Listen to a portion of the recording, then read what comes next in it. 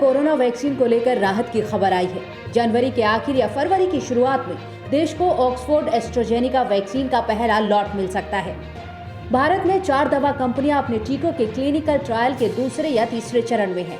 टीके की खेप मिलने और टीकाकरण शुरू करने को लेकर प्रधानमंत्री नरेंद्र मोदी मंगलवार को राज्यों के मुख्यमंत्रियों के साथ चर्चा कर सकते हैं। इस बैठक में सभी राज्यों और केंद्र शासित प्रदेशों के मुख्यमंत्री शामिल होंगे। बैठक में राज्यों में कोविड-19 की स्थिति की समीक्षा की जाएगी। वही खबर है कि बैठक में वैक्सीन वितरण को लेकर भी चर्चा हो सकती है। पीएम मोदी मंगलवार को लगातार 2 बैठकें कर सकते हैं। पहली बैठक में उन राज्यों के मुख्यमंत्रियों या फिर प्रतिनिधियों को शामिल किया जाएगा जहां मौजूदा समय में कोरोना के सबसे ज्यादा मामले हैं। बता दें कि देश भर में कोरोना के कुल मामले 90 लाख के पार चले गए हैं। अच्छी बात यह है कि इनमें से 85 लाख से ज्यादा मरीज ठीक होकर अपने घर जा चुके हैं। सक्रिय मामलों की बात करें तो देश में 4.5 लाख के करीब मरीजों का इलाज चल रहा है।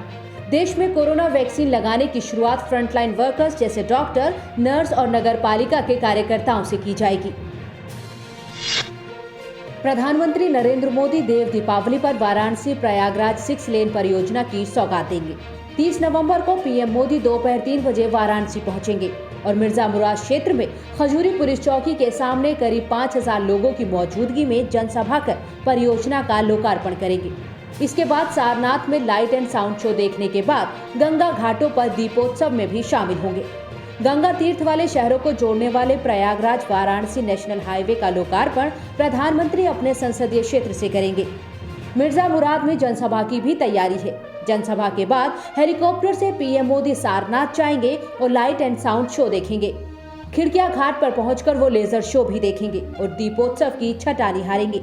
इस दौरान राज्यपाल आनंदीबेन पटेल, मुख्यमंत्री योगी आदित्यनाथ और केंद्रीय मंत्री नितिन गडकरी सहित अन्य लोग मौजूद रहेंगे।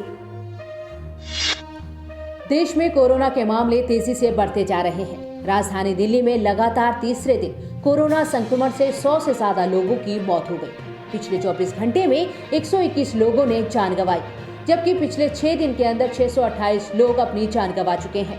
वहीं कोरोना के हालातों पर केंद्रीय स्वास्थ्य मंत्री डॉक्टर हर्षवर्धन ने कहा कि कोरोना से लड़ने के लिए सरकारों और लोगों को जागरूक किया गया है।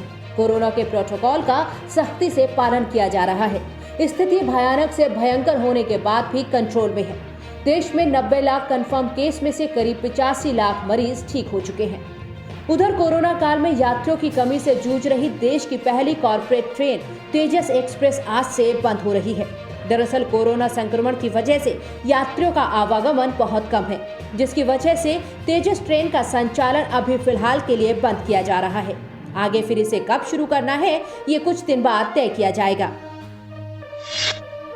देश की सर्वोच्च अदालत ने दिल्ली और देश के कई राज्यों में कोरोना वायरस के बिगड़ते हालात पर सुनवाई की। सुप्रीम कोर्ट ने दिल्ली, गुजरात, महाराष्ट्र और असम में कोरोना वायरस की स्थिति को लेकर चिंता जताई। कोर्ट ने राज्यों की सरकारों से उपाय के बारे में पूछा और गुरुवार तक स्टेटस रिपोर्ट मांगी। इस मामले में अब शुक्रवार को सुनवाई होगी। दिल्ली में कोरोना के मामलों में बढ़ोतरी पर सुप्रीम कोर्ट ने चिंता जाहिर करते हुए कहा कि दिल्ली में पिछले 2 हफ्तों में हालात काफी बिगड़े हैं। जस्टिस अशोक भूषण की अध्यक्षता वाली बेंच ने खराब कोविड-19 की स्थिति को लेकर गुजरात और दिल्ली को फटकार लगाई। कोर्ट ने साफ कहा कि अगर सावधानी नहीं बरती गई तो दिसंबर में स्थिति बहुत बुरी हो सकती है। सुप्रीम कोर्ट ने सभी राज्यों को उनके द्वारा उठाए गए कदमों पर स्टेटस रिपोर्ट दाखिल करने के लिए कहा है। इसके अलावा क्या कुछ कदम उठाए जाने हैं और कोविड-19 स्थिति से निपटने के लिए केंद्र से आवश्यक मदद को लेकर भी सरकारों से जवाब मांगा गया है।